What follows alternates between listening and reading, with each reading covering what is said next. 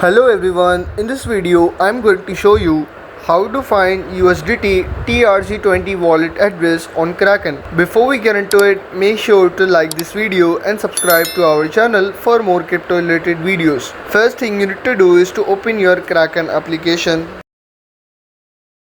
Once you have logged into your Kraken account, then you need to click on portfolio at the bottom. Now click on deposit button at the bottom, and from here you need to choose deposit crypto button. Now in this search bar you need to search for USDT. Simply select. Now you need to choose a network in this window, so simply choose TRC20 Tron network, and before that make sure to select same network on the sending side also, or you will lose all your funds permanently. Now click on this Tron network, read this instruction carefully regarding deposit, and after that click on I understand. Now here you can see your USDT TRC20 deposit address. Tap copy to copy this address, or you can share this QR code directly. And that's it. Now you know how to find USDT TRC20 wallet address on Kraken. If this video helped you out, make sure to like this video and subscribe to our channel for more crypto related videos.